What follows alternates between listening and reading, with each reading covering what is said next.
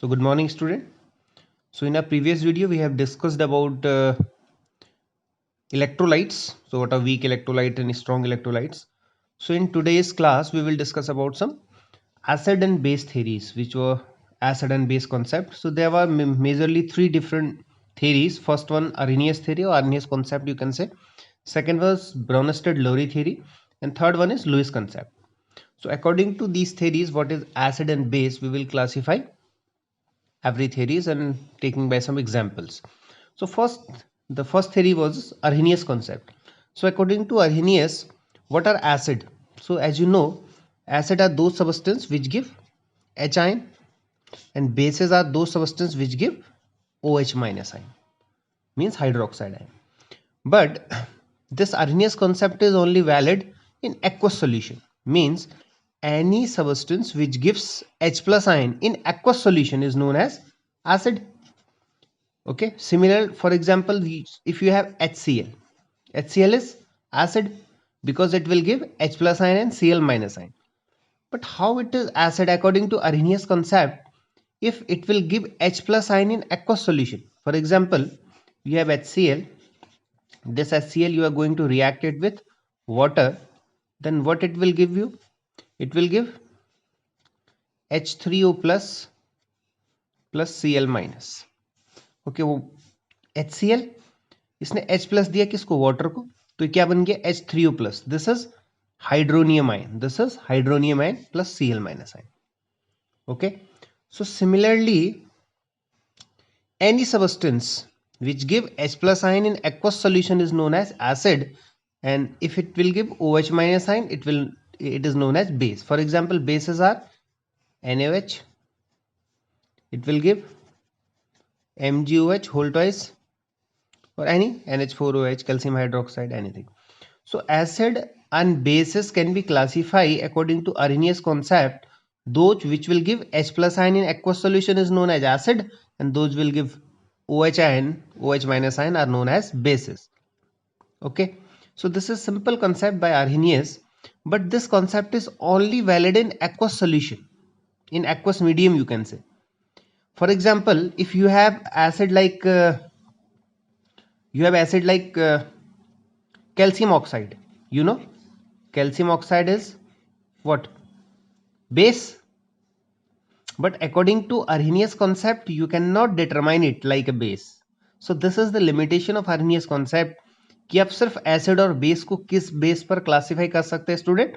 जो H ion दे रहा है वो एसिड है, जो OH माइनस आयन दे रहा है एक्वस मीडियम में वो क्या है, बेस है.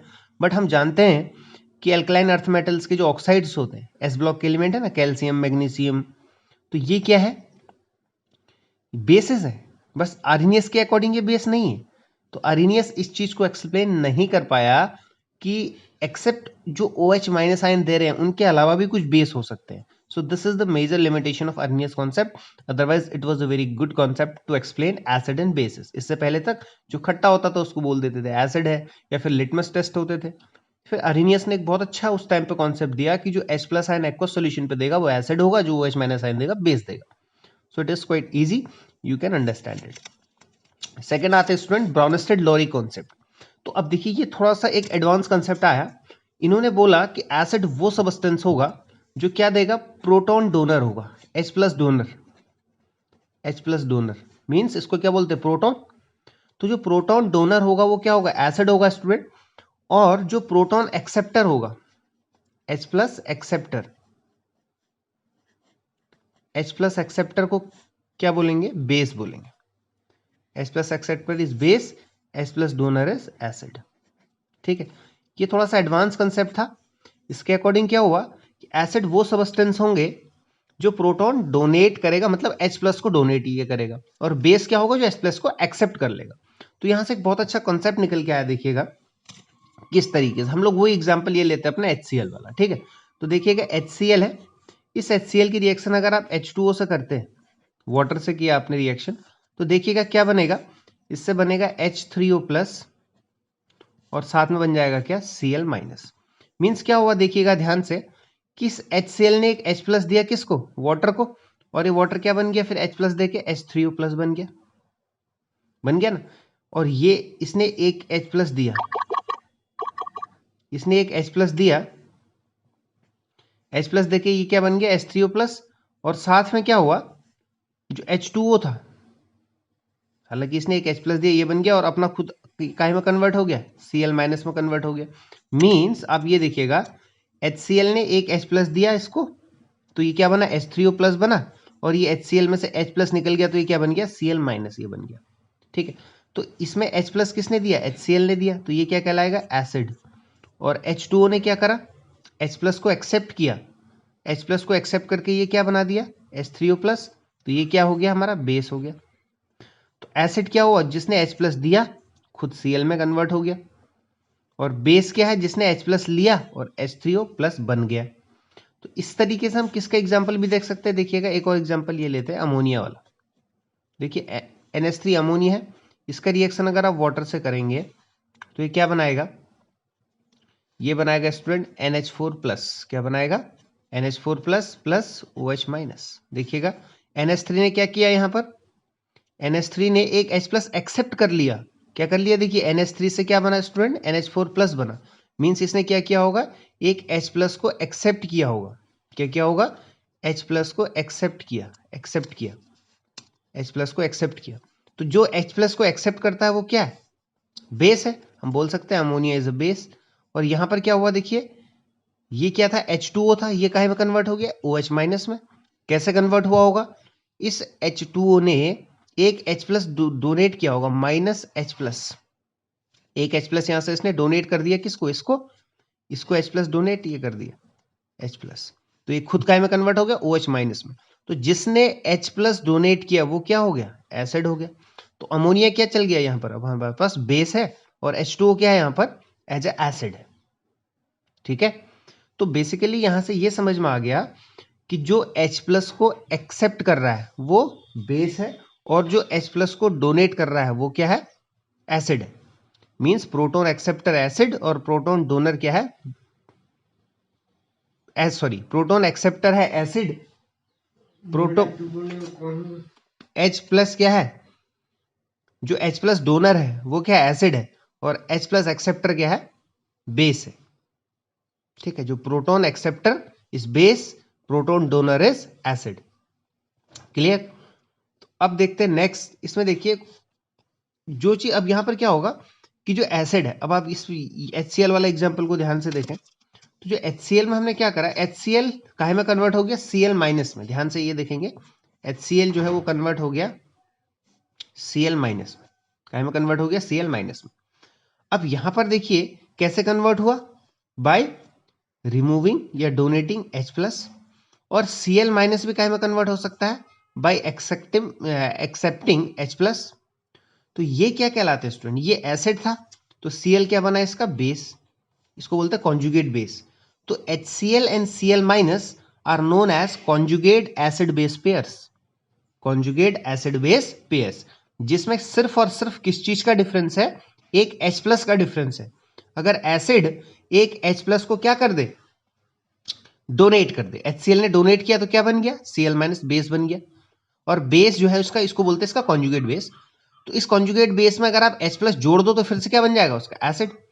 तो एसिड का कॉन्जुगेट पेयर बेस होगा और बेस का क्या होगा कॉन्जुगेट एसिड होगा, तो उसको बोलते हैं कॉन्जुगेट एसिड बेस पेयर्स। क्या बोलते हैं कॉन्जुगेट एसिड बेस पेयर्स। तो बहुत सारे एग्जांपल से आप इसको समझ सकते हैं। ठीक है, what are the conjugate acid base pairs. तो बेसिकली स्टूडेंट इसमें जो प्रॉब्लम कहां पर आई, प्रॉब्लम आई कुछ ऐसे जो मतलब सबस्टेंस थे जहां पर H प्लस का कॉन्सेप्ट लग ही नहीं रहा था। मान लीजिए BF3, अभी देखेंगे अपने लुइस कॉन्सेप्ट में। अब BF3 देखिए, ठीक है, या फिर FeCl3 थे, या फिर क्या था आपके पास FeCl3 था। तो ये सबस्टेंस में देखो कहीं पर भी H प्लस का कॉन्सेप्ट है ही नहीं, बट ये क्या एसिडिक नेचर दिखा नहीं पा रहे। ठीक है, यानी कि एसिड बेस नेचर किस वजह से होता है, केवल H प्लस के डोनेट करने से और H प्लस के एक्सेप्ट करने से। बट BF3 है, FeCl3 है, ये स्टेनस क्लोराइड है, SnCl4 है, बहुत सारे सबस्टेंस ऐसे हैं जहां पर H प्लस का कॉन्सेप्ट नहीं था, बट फिर भी ये क्या है एसिड बेस है। तो इस चीज को एक्सप्लेन नहीं कर पाए Bronsted Lowry, but rather it was a very good concept to explain acid and base. Arrhenius की बात फिर ये कॉन्सेप्ट आया था। ठीक है, इसको आप एग्जाम्पल से लेके बहुत अच्छे से करेंगे ट्राई, कुछ एग्जाम्पल्स को लेके अंडरस्टैंड करने की कोशिश भी इसको मतलब करेंगे। तीसरा आ जाइए, that is Lewis concept.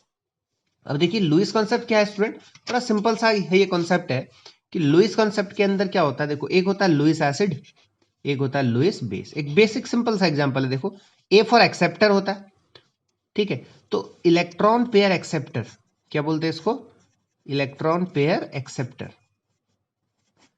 Lewis acid क्या होता है, इलेक्ट्रॉन पेयर एक्सेप्टर होते हैं। तो लुईस बेस क्या होंगे, electron pair donor, electron pair donor. तो जो इलेक्ट्रॉन पेयर को एक्सेप्ट कर रहा है उसको बोलेंगे इलेक्ट्रॉन पेयर एक्सेप्टर, और जो इलेक्ट्रॉन पेयर को डोनेट कर रहा है उसको बोलेंगे लुईस बेस। तो Lewis acid are electron pair acceptor, Lewis base are electron pair donor. आइए एक एग्जांपल से आपको इसको एक्सप्लेन ये कर लेते हैं।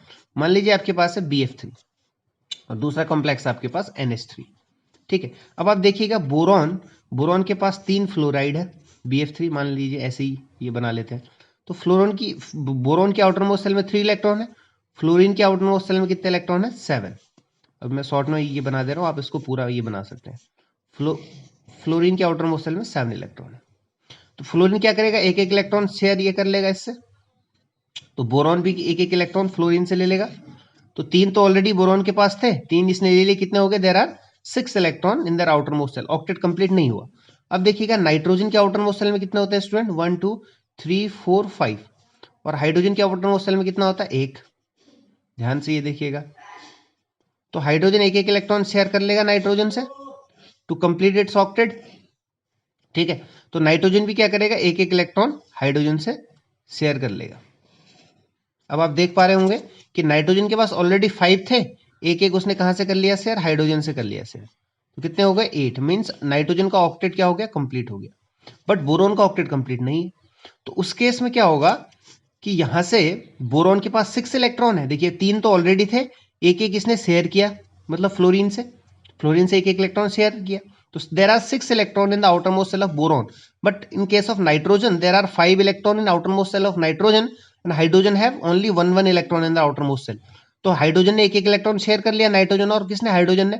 सो there are complete octet of NH3। तो अब इस केस में क्या होगा कि नाइट्रोजन के पास जो पेयर ऑफ इलेक्ट्रॉन बचा हुआ है वो किसको ये दे देगा, बोरॉन को दे देगा। तो अब बोरॉन के पास 6 थे, 2 इससे मिल गए 8 हो गए, दोनों का काम पूरा हो गया।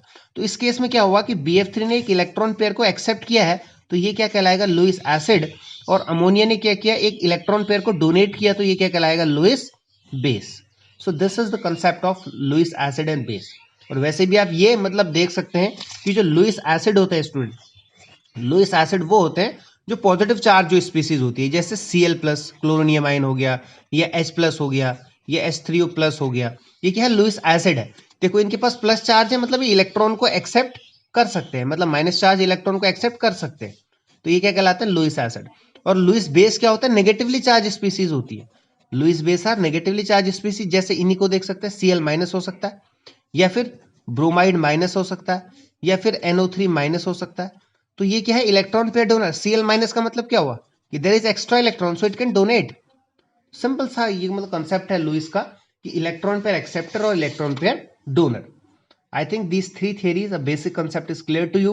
So just go to NCERT book, your reference book, and make a simple notes and try to understand what is these theories and what are their limitations. And after that, we will start the ionization constant. So I think it is clear to you. तो मिलते हैं next video में. Till then, thank you and have a nice day.